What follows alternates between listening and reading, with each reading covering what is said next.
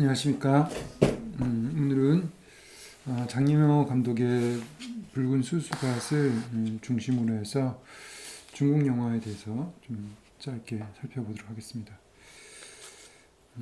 이 중국 영화는 이런 세대, 영화 감독들의 세대로 좀 구분이 됩니다. 그래서 이제 1세대부터 뭐 7세대까지 쭉 이해를 할 수 있는데, 어, 장예모는 이제 5세대 감독이라고 하죠. 그래서 5세대 감독이 제일 유명합니다. 그러면 이제 차례대로 좀 살펴보도록 합시다. 1세대는 이제 처음에 이제 중국에 영화가 들어왔을 때 그 영화의 개척 시대라고 볼 수 있죠. 그래서 1세대 감독들은 20년대 이제 영화를 개척한 감독이라고 볼 수 있고, 최초의 이제 그 영화는 1905년 퐁타이 사진관을 운영하던 사진사 런칭 차이가 경극 배우 탄신페이를 주연으로 삼국지 이야기를 경극 장면으로서 촬영을 해서 만든 최초의 중국 영화인 정군산을 제작했다고 합니다. 이제 사진관이 당시 이제 영화라는 게 필름이고 사진이기 때문에 사진관 사진사가 이제 영화 감독이 되기 쉬웠던 것이죠. 그리고 이제 스토리라는 기존의 그런 스토리를 전통적인 스토리를 가져온 것이고, 그래서 이제 중국은 이렇게 경극을 영화하는 그런 영국 영화가 이제 나름대로 장르로서 발전이 됐던 것이죠. 그러니까 중국은 이런 영화의 그 있는 그대로를 기록한다는 그런 어떤 영화의 특성보다는 연극을 영상화한다는 그런 의미를 더 중요하게 여겼던 것 같아요. 그래서 연극 영화가 많이 발전했다고 합니다. 그래서 20년대 상하이를 중심으로 이제 다양한 영화들이 나왔죠. 그러니까 이제 상하이가 영화의 중심지, 초반에는. 그래서 그때 히트작은 불타는 홍련사라는 영화였다고 합니다. 그리고 이제 2세대는 주로 이제 사회주의 리얼리즘이 개발됐던 1930년대, 40년대 그런 감독들이 2세대 감독이라고 합니다. 그러니까 이제 중국에서도 1930년대, 40년대 사회주의가 굉장히 이제 번성했던 것이죠. 그래서 많은 작가들이 사회주의를 그런 기존의 어떤 질곡의 역사, 어떤 봉건주의 역사를 해결할 수 있는 그러한 희망으로 사회주의를 봤죠. 예. 그래서 그 시기에 오락 영화도 있었지만은, 그러니까 이제 뭐 이런 영국 영화는 다 오락 영화로 볼 수 있죠. 예. 그 무협 영화를 말하지, 무협 영화. 예. 그런 영화도 있었지만은 당시에 또 많은 영화들이 현실을 반영한 특히 사회주의 리얼리즘, 사회주의 영향을 받은 그런 작가들이 사회성 짙은 영화들을 많이 제작했다고 합니다. 또 이제 37년도에 중일전쟁이 발발했기 때문에 더더욱더 항일에 관련된 그런 내용들이 많았겠죠. 그래서 뭐 이런 영화들이 이제 유명했다고 하고, 어부의 노래라는 영화는 이제 최초의 해외 영화제 수상작이라고 합니다. 또 이제 1937년도에 중일 전쟁이 발발을 하자 영화 산업이 급격히 위축이 되겠죠. 예. 그래서 영화사들이 많이 문 닫고 아니면은 그러니까 상하이에 있는 영화사들이 문 닫았던 것이죠. 그리고 충칭 등으로 거처를 옮기게 되고, 그래서 충칭에서 또 이러한 영화들이 만들어졌다고 합니다. 그리고 45년도에 이제 일본이 항복을 하게 되면서 2차 세계대전이 끝나게 됐죠. 그러면서 이제 국공내전이라는 게 일어나죠. 중국에서는 이제 국공내전이라는 게 이제 국민당과 공산당의 내전을 말하는 것이죠. 그래서 국민당은 자본주의 배경이고 공산당은 그렇죠. 그럼 그 반대죠. 예. 그래서 국共내전이 일어났죠. 그렇죠. 예. 그리고 이제 상하이 영화사들이 많이 국민당의 탄압을 받아서 대부분 홍콩으로 건너가겠다고 합니다. 그리고 3세대는 이제 49년도에서 66년도 사이의 감독들을 말하는 건데 49년도가 이제 중국에서는 굉장히 중요한 해죠. 49년도. 인민공화국이 이제 수립이 됐죠. 그래서 이제 완전 세상이 바뀌게 되고 영화 산업이 이제 국유화되고 그렇기 때문에 그리고 또 영화가 이제 사회주의 리얼리즘에 의해서 만들어지게 되죠. 국가에서 만드는 영화가 되는 것이죠. 그리고 이제 이 마오쩌둥이 이제 국공 내전에서 결국 승리해서 중화인민공화국을 수립하게 되죠. 그래서 뭐 마오쩌둥이 이제 대장정이라는 그런 그 거를 통해 가지고 중국 국민들의 어떤 신임을 얻고 그래서 결국은 중화인민공화국을 수립을 하는데 42년도에 이제 이런 이해한 문예 좌담의 연설에서 어떤 연설을 했는데 그 내용이 이제 어떤 사회주의 리얼리즘의 기본이 있던 것이죠. 그래서 그런 모든 예술은 노동자, 농민, 병사를 창작의 원천으로 삼고 그들을 위해서 봉사해야 하며 예술이 이제 그런 정치를 위해서 봉사해야 한다는 것이죠. 무상계급을 칭송해야 되고 그 예술적 향상보다는 대중적 보급, 대중적인 게 더 중요하지 어려운 영화 만들지 말라는 것이죠.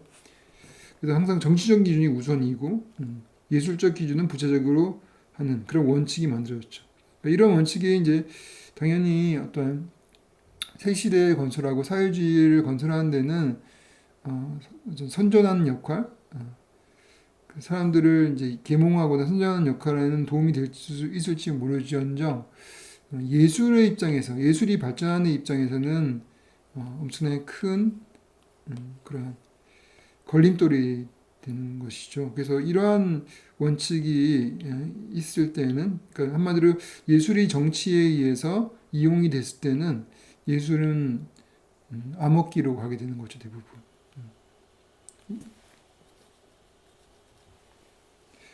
이 연설은 이제 이러한 연설은 문화대혁명이 끝나고 개혁 개방이 시작될 때까지 36년간 중국 문화 정책의 기본으로 자리해봤죠. 그리고 마오쩌둥 모태통이라고 하죠. 마오쩌둥은 쌍백방침, 뭐 반우파 투쟁, 대약진 운동 등을 거쳐 국가 권력을 강화를 했고 대약진 운동이 실패를 해요.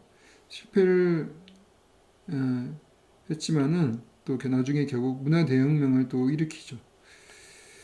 그래서 이제 여러분들이 이제 그이 5세대 이제 5세대 감독들이 나오는 것이 이제 이 문화 대혁명이라는 배경이 굉장히 큽니다. 그걸 좀 이따 얘기를 해드리고 3세대 영화는 뭐 아무래도 이제 그 영화들이 국가에서 만든 그런 영화들이죠. 그래서 대부분 중국 공산당 혁명을 위협을 칭송하는 그런 내용들 소재를 가지고 있었던 것이죠.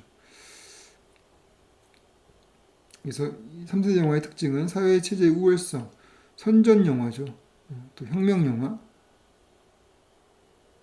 또 미학적 사회적 리얼리즘을 준수하고 또 민족적 특징을 부각시키는 이런 영화이다. 그래서 이제 여러분들 문화 대혁명이 이제 우리가 이 5세대를 이해하는데 굉장히 중요한 그러한 역사적 배경입니다. 그러니까 그래서 여러분 잠깐 이제 문화 대혁명이 중국의 문화 대혁명을 좀 이해를 할 필요가 있을 것 같아요. 1965년 5월 2일부터 76년까지 그 기간 동안 일어난 대혁명을 하고 있죠. 그러니까 굉장히 거의 10년,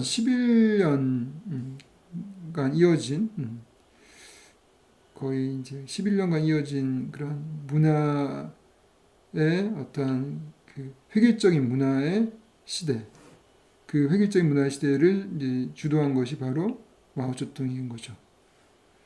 그래서 문화혁명은 문화운동이자 또 왜 이제 문화운동이기도 하지만 왜 권력투쟁이면은 이 문화운동을 통해 가지고 원래 이제 이 대약진 운동을 대약진 운동을 이 실패가 되는 바람에 이제 권력에서 벗어났거든요. 그래서 그 권력을 다시 찾기 위해서 권력 투쟁을 한 것이죠. 그래서 58년 대약진 인민공사화 정책이 실패한 뒤 그 책임을 지고 당의 일선에서 물러난 마오쩌둥과 장칭 등이 당대 실력파인 유사오치 집단을 타도하기 위해 처음에는 문예작품의 비판으로부터 시작했으나 린바오의 협력으로 인민해방군 내 마오쩌둥 사상의 학습을 전개함으로써 군부를 장악하고 또 뉴사우치를 축출하여 정권을 인수를 하게 되는 그런 권력 투쟁을 말합니다. 대약진 운동이라는 거는 이제 그 마오쩌둥이 우리도 이제 미국이나 영국처럼 그런 선진국이 되자 해가지고 이 이 농경제 사회에서 산업사회로 빠르게 대약진을 하려고 하는 그러한 이제 운동이었는데 이게 이제 완전히 실패하면서 많은 사람들이 죽는 그런 대참사가 일어났던 그런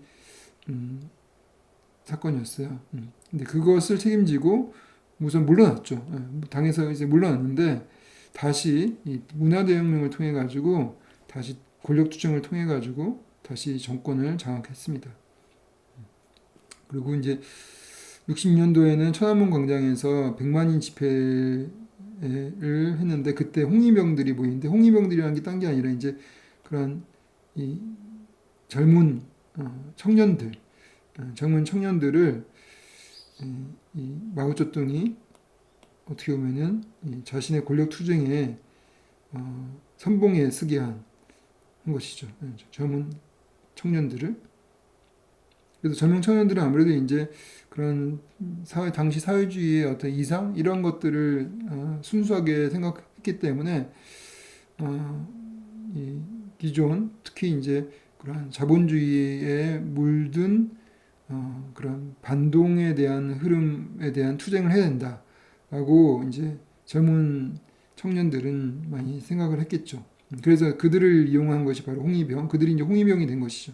그들이 이제 전국 주요 도시를 진출하게 되고 또 그들이 또 마오쩌둥 사상을 찬양을 하고 또 낡은 문화를 일소하기 위한 대대적인 시위를 벌입니다. 여기서 낡은 문화라는 건 이제 봉건 문화이기도 하고 또 자본주의에 물든 문화이기도 하고 그런 거죠. 그래서 학교를 폐쇄하고 모든 전통적인 가치, 부르주아적인 가치를 모두 공격을 하는 것이죠. 그래서 이제 그때 뭐 유교 공자의 이 상들도 막 파괴되고 그랬던 것이죠. 그래서 이 반대파들은 반대파를 주자파라는 건 이제 자본주의에 물든 그런 세력이라고 보는 거죠.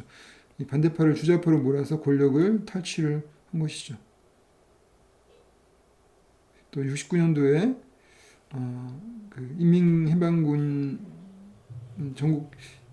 인민해방군이 전국 대표 대회를 절반을 차지하게 되고 이 마오쩌둥의 후계자가 인표가 됐던 것이죠. 인표가 주석의 후계자가 됐어요.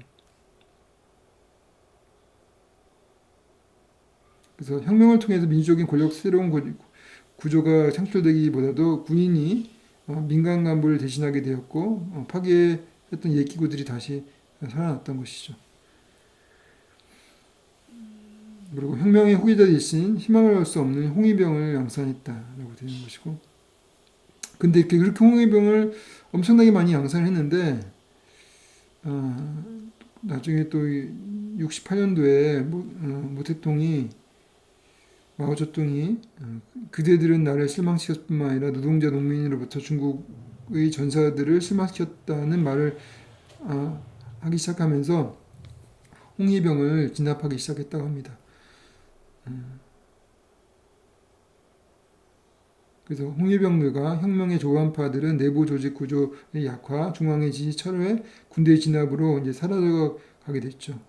그래서 그들이 이제 체포와 학살을 면했지만은 이민 해방군에 입대를 하거나 또 농촌으로 이제 하방하게 되는 그런 결과가 된 것이죠. 그래서 2천만 명의 젊은이가 하방을 했다고 합니다. 농촌에서 이제 한마디로 농촌에서 농민으로서 살아가는 그런 삶이 되는 것이죠. 그러니까 오지의 농촌으로 내몰게 되는 그런 것이 하방이죠, 그죠? 하방.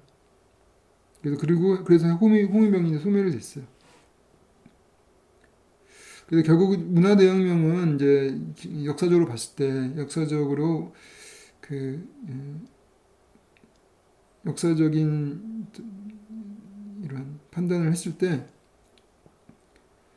증오와 복수심을 짙게 남겼고 다양한 집단들 사이에 씻어내기 어려운 깊은 상처를 만들었고 또 백화제반과 대약진 시기에 개방적이고 유동적인 성격을 잃게 됐다. 그러니까 그런 백화점이라는 게 이제 어떤 뜻이냐면은 다양한 그런 의견들, 다양한 학자들이 많이 완계를 해서 다양한 의견들을 통해서 그 어떤 사회가 풍부해지는 그런 거를 백화점이라고 하는데 그런 것들이 다 없어지는 것이죠. 그러니까 모든 것이 이제 어떤 획일된 그러한 기치에 의해서 통일되는 그러한 게 된 것이죠. 그래서 근데 이제 그런 문화대혁명은 16년도 9월 마오쩌둥이 사망하게 되면서 또 마오쩌둥의 세력들이 이제 축출됨을 통해서 끝나게 되죠. 그래서 81년도 6월 중국 공산당은 문화대혁명은 당국과 인민에게 가장 심한 좌절과 손실을 가져온 대다수 마오쩌둥의 극자적인 오류이며 그의 책임이라고 규정을 했습니다. 그러니까 실패한 혁명으로 본 것이죠.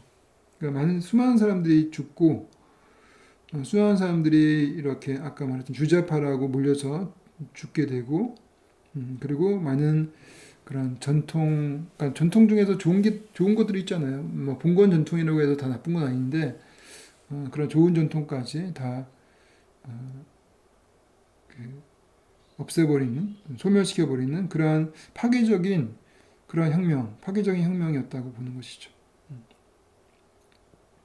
그러니까 문화를 획일적으로 그렇게 파괴했다라고 볼 수 있는 거죠. 그래서 그 문화혁명의 시기, 10년 동안에 그 시기 동안 어떤 영화가 나왔는지. 그러니까 문화대혁명은 이제 61년도 해서 파학관이라는 연극에 대해서 어떤 비판을 하게 되면서 시작됐다고 합니다.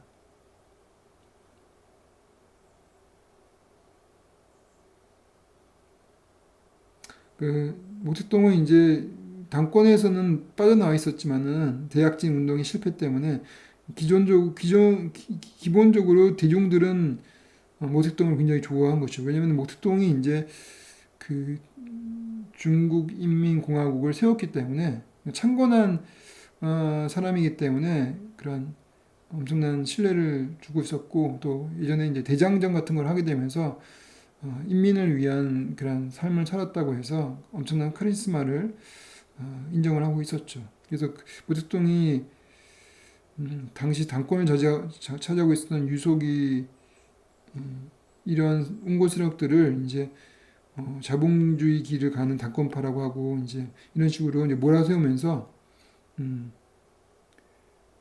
대중들이 일어나서 당권파와 낡은 사회를 타파할 것을 주장을 한 것이죠. 그래서 그 대중들 중에서 이러한 청년들을 이제 홍위병으로 만든 것이죠.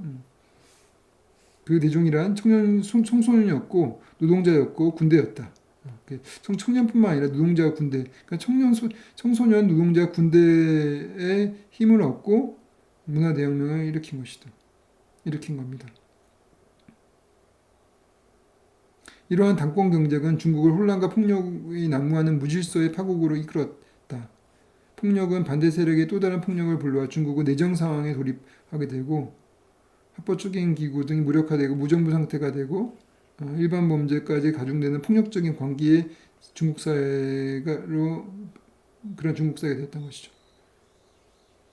그래서 1960년대 시작된 대문화혁명은 원래는 무상계급의 문화대혁명.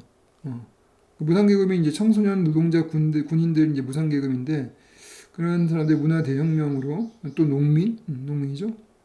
또 모택동에 대한 개인적 숭배를 주장하는 세력들과 당권을 되찾아가는 혁명의 원칙을 지켜내 과부 완수하려는 모택동의 조급한 유토피아적인 의지가 결합돼서 나타난 것이죠. 그래서 또 무상계급의 인민으로부터 적으로 규정된 무수한 사람들이 무차별 공격을 받게 되고 계급의 적으로 몰린 수많은 과거의 혁명 영웅, 전문가, 학자, 민주인사, 군중들이 학대와 고문, 혁형 등 처참하게 희생이 되었다. 정치혁명, 영리형 달리 문화혁명은 인간의 의식을 개조하여 혁명을 완성한다는 것이기에 더욱더 자의적이고 근본적이고 과격한 형식을 띠게 된 것이죠. 그러니까 이제 정치혁명, 경제혁명 같은 경우는 이제 경제혁명 같은 경우는 이 지주에게 땅을 뺏어서 소작농에게 나눠준다든지 이런 것이 경제혁명이 되는 것이죠, 그죠? 정치혁명은 이제 그야말로 정권을 탈환하는 이런 것인데 이런 거는 이제 이런 것보다 더욱더 더 근본적인 것이 바로 문화혁명이죠. 왜냐하면 문화혁명은 사람들의 의식까지 완전히 개조를 해버리기 때문에 그 의식이 그런 모택동이 추구하는 의식이 아닌 사람들을 같은 경우는 죽거나 아니면 생각을 바꿔야 되는 그런 무시무시한 상황이 된 것이죠. 그러니까 이제 그런 면에서 어떤 모택동과 당시의 이 무상계급들 그들은 어떤 이상사회를 추구했다고 하더라도 그 이상이 굉장히 올바르고 또 굉장히 멋졌다고 하더라도 그 과정 속에서 수많은 사람들이 희생되는 그러한 우를 범하게 되는 것이죠. 그리고 그런 어떤 이상사회를 건설한다는 것 자체가 현실에 맞지 않는 그런 그 조급한 유토피아에 대한 생각이었죠. 그러니까 이제 현실에 결국 맞아야 된다는 것이죠. 현실에 맞지 않는 것은 어떠한 멋진 그런 그 기치를 건다 하더라도 그것이 폭력적이 될 수 있다는 것이죠. 그 어떤 신념이 너무 강한데 그 신념이라는 것이 현실하고 맞지 않을 때 그게 폭력화될 수 있어요. 그게 종교도 그렇고 또 정치도 마찬가지고 그러니까 결국은 이제 있는 그들의 현실과 잘 맞아야 된다는 거. 근데 그런 것들을 이제 인간이 잘 모르는 것이었죠. 어리석은 인간이 그 현실과 맞지 않은 그런 이상을 꿈꾸게 되면서 벌어지는 그런 그런 어떤 참극이라고 볼 수가 있는 것이죠. 제가 자꾸 위에 있으니까 여러분들이 안 보이겠네. 밑으로 내려야 돼요.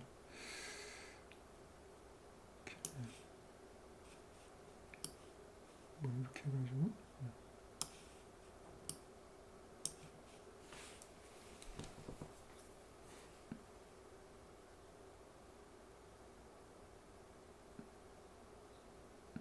그 문화혁명 시기에는 영화가 제한적으로 제작이 됐다고 합니다. 그래서 다큐멘터리 형식의 영화들이 이제 만들어진 거를 제외하고 거의 극영화는 찾아보기 힘들었던 거죠. 그러니까 말대로 이런 문화혁명 시기에는 그야말로 그 획일된 문화가 지배를 하고 있었기 때문에 다양한 그런 창의적인 문화가 나올 수가 없죠. 그러니까 이제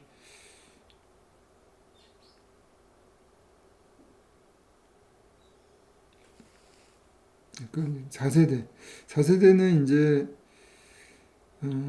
76년도에서 82년도 사이에 그런 감독들을 말합니다. 4세대. 그 4세대는 60년대 베이징 영화학교를 졸업한 학생들을 말합니다. 그들은 이제 영화 작업을 착수했지만은 문화대혁명의 풍파를 맞아서 좌절을 하는 세대였고 또 문화대혁명이 끝날 때까지 이제 기다린 것이죠. 그리고 끝나게 되면서 마침내 자신들이 영화를 찍을 기회를 맞이하게 됐죠. 그래서 그들이 이제 영화를 이제 본격적으로 찍게 되는데 그들은 이제 중국 역사상 체계적으로 영화 수업을 받은 그런 전문 인력이라고 할 수 있죠. 그리고 또 영화 이론도 공부하고 또 소련 동구의 영향을 받아서 사회주의 색채가 또 되게 짙고,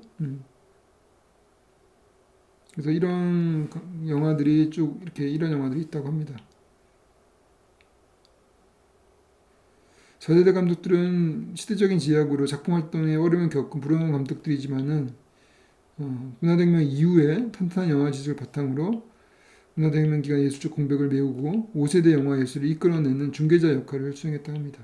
그러니까 이제 이러한 4세대 그런 감독들이 이제 선배로 있었기 때문에 그 후배였던 5세대 감독들이 이제 본격적으로 어떤 창조적인 그런 작업을 할 수 있었다고 보는 것이죠. 그래서 5세대 감독, 드디어 이제 82년도 이후 78년도 12월에 이제 등소평이라고 하죠. 정샤오핑이 실권을 잡게 되면서 정샤오핑이 이제 그런 문화 대혁명에 대한 반성에서 출발한 것이죠. 그래서 그런 획일적이고 어떤 독재적인 이런 형태가 아니라 개방, 개혁을 한 것이죠. 그래서 이제 기존의 어떤 독재적인 사회주의가 아니라 시장 경제 체제를 도입한 사회주의 시장 경제로 그 체제를 바꾼 거예요. 그래서 이제 경제도 이제 그런 시장 경제가 들어오게 되면서 이런 영화계도 좀 자유를 갖게 되는 것이죠. 그래서 영화 편수도 늘게 되고 또 오락성도 이제 강조되고 또 이념적으로도 벗어나게 되고 정치적으로 좀 벗어나게 된 것이죠. 그리고 문화대혁명 당시 폐교가 됐던 베이징 영화학교가 78년도에 다시 문을 열어서 학생들을 받아들였고 82년도에 이 대학의 5회 졸업생들이 나오게 돼요. 82년도에. 그러니까 82년도가 이제 5세대의 시작이라고 한다는 거는 그 5회 졸업생들이 이제 영화를 본격적으로 만들기 시작했다는 것이죠. 그들 중에 한 명이 첸카이거가 황토지와 대열병이라는 영화를 만들었는데 이 황토지가 굉장히 이제 크게 성공을 했고 또 붉은 수박 장이모가 붉은 수박을 만들었고 팀정장이 말도둑을 만든 이런 감독들이 이제 대표적인 5세대 감독들이고 이들 영화의 특징은 이데올로기에서 벗어나는 그러니까 그 전까지는 이제 문화대혁명이라는 거는 이제 영화 역시 그런 혁명에 봉사해야 되는 그러한 그 것이었기 때문에 이데올로기에서 벗어날 수 없었죠. 그래서 그것에 대항을 한 것이 이제 5세대 영화이기 때문에 5세대 감독들은 그런 이데올로기에서 벗어나서 중국의 역사, 민중의 삶에 대한 것들을 다루기 시작했죠. 그리고 5세대 감독들은 기존 영화와 완전히 다른 영상, 다른 스타일을 보여줬기 때문에 세계 영화제를 깜짝 놀라게 했다고 합니다. 그 화면과 색채를 통해 영상 언어를 탁월하게 이제 활용한 것이죠. 그래서 5세대 감독의 첸카이거는 태양별이를 만들어서 칸 영화제 청군 종려상을 받기도 하고 칸 영화제 이제 최고의 상을 이제 94년도에 받은 것이죠. 그리고 또 트윈정장 감독은 푸른 연으로 도쿄영화제 그랑프리를 받고 장혜모 감독은 인생을 통해서 칸 영화제 심사위원 특별상을 받게 되죠. 그래서 이제 90년대 초반이 이제 중국의 영화가 세계의 어떤 영화에 진출하게 되는 그래서 중국 영화라는 그런 문화를 확실하게 자리매김하고 자신의 정체성을 드러낸 그러한 이제 시대였죠. 90년대가. 요즘에 이제 2020년, 2019년, 20년 와서 이제 우리 한국이 이렇게 칸 영화제 종려상도 받게 되고 아카데미상 영화를 받게 되면서 뭔가 이제 우리의 시대 50년대에 이제 일본이 그 주목을 받았다고 하면은 일본이 오스야 야스지로 같은 감독들 통해서 일본이 전 세계의 일본 영화의 정체성을 각인시켰다고 하면은 90년대 중국이 그랬고 2000년대, 2020년대 들어와서 한국이 이제 그 역할을 하는데 한국도 이제 이렇게 그 자기의 색깔, 우리의 정체성 이것을 확실하게 하는 그러한 영화들이 나올지는 아직까지는 두고 봐야 될 것 같아요. 아직까지 이제 우리만의 어떤 정체성이라는 것이 사실은 없어요. 아직까지는. 이제 그 일본 같은 경우는 오소 야스지로 같이 뭐 다다미 샷이라든지 해서 일본만의 어떤 스타일이 있거든요.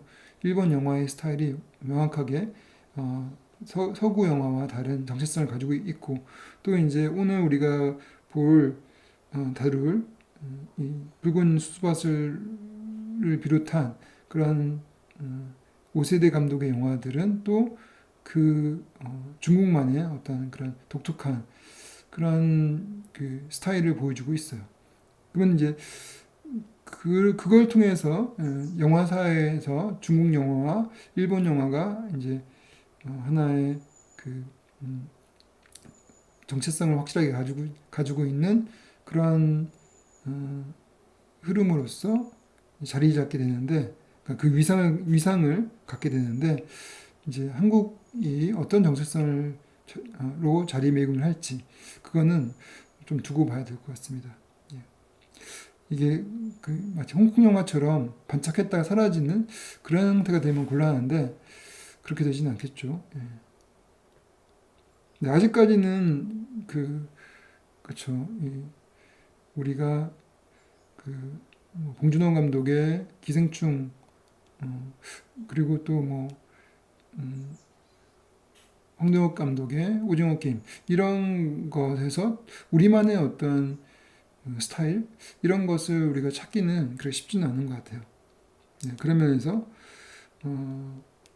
좀 두고 보고 또 많은 그런 우리 감독들이 자신의 어떤 스타일, 자기 또 서구 영화와 또 다른 세계 영화와 다른 한국만의 어떤 그런 정체성을 만들어가는 그런 영화들이 나올 것이 좀 필요하지 않을까 이런 생각이 듭니다.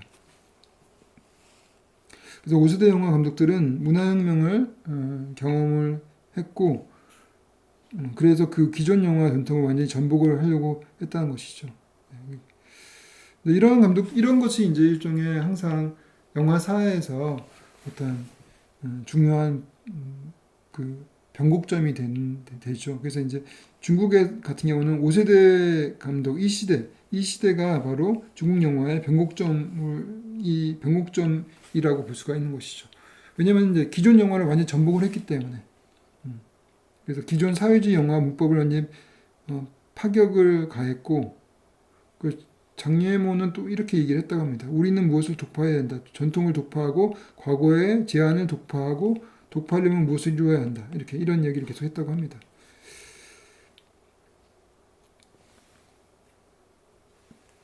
그러니까 누벨바그도 그랬고 또 아메리칸 뉴 시네마도 그랬고 또 뉴저만 시네마도 하나의 이제 영화사에 족적을 남기는 그런 스타일의 영화 양식들이죠. 예, 그런 양식들이 만들어지게 된 것은 기존 영화에 대한 그런 확실한 그 조합 그리고 새로움에 대한 추구 기존 거에 대한 그 기존을 전복을 시키려고 하는 그러한 시도가 있었기 때문에 완전히 새로운 그런 영화들이 나왔다고 볼 수가 있는 것이죠.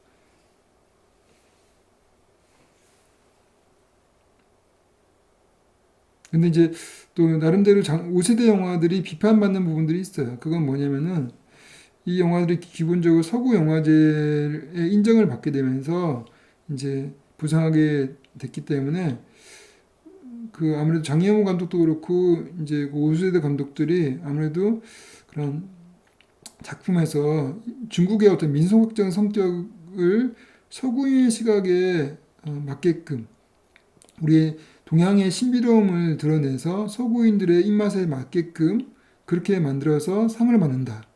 그래서 이제 그것을 상업주의 오리엔탈리즘이라고 또 비판을 하기도 합니다.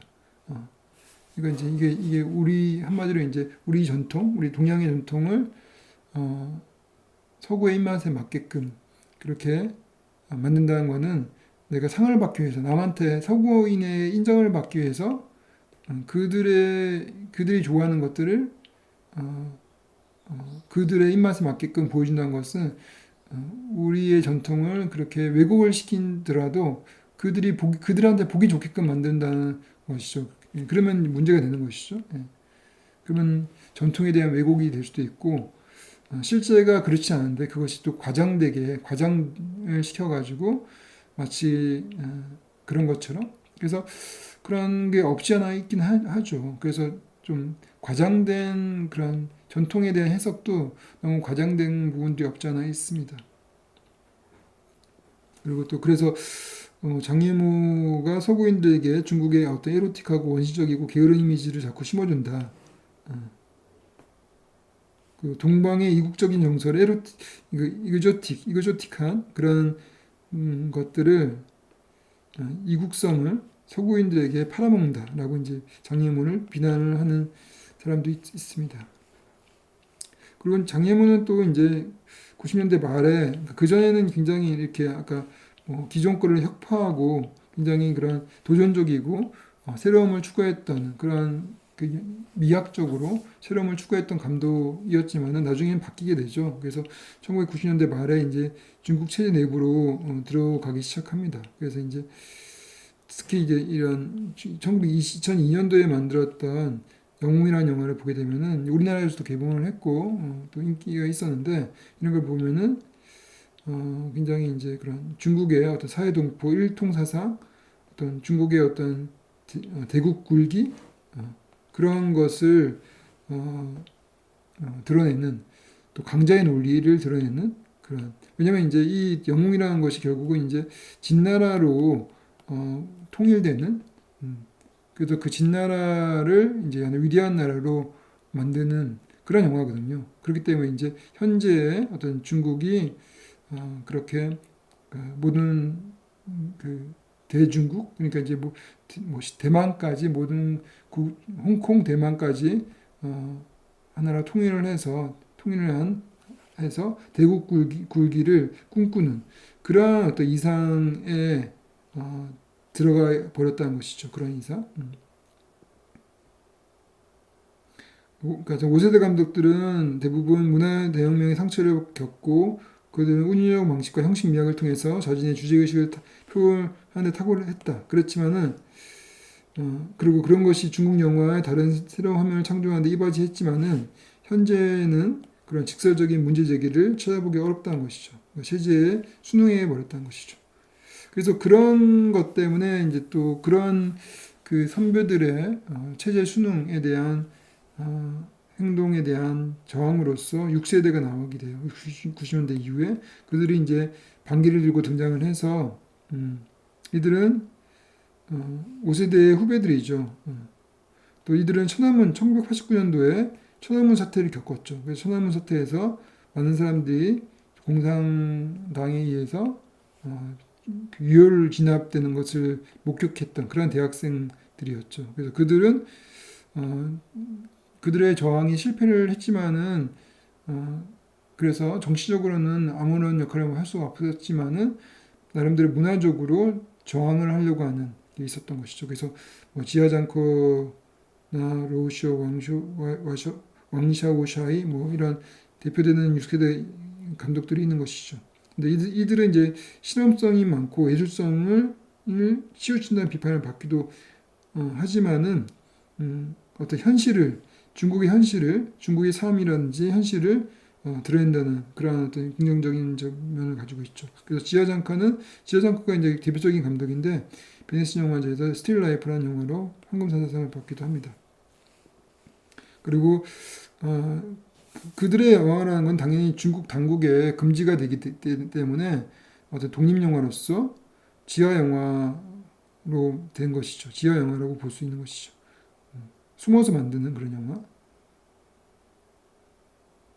그래서 그들을 지하상커에서 독립이란 거는 윗세대 5세대로부터 독립이고 일부 타협적인 모습을 드러낸 동세대 감독들로부터 독립이고 또 기존 관습으로부터의 독립이라고 볼 수가 있는 것이죠.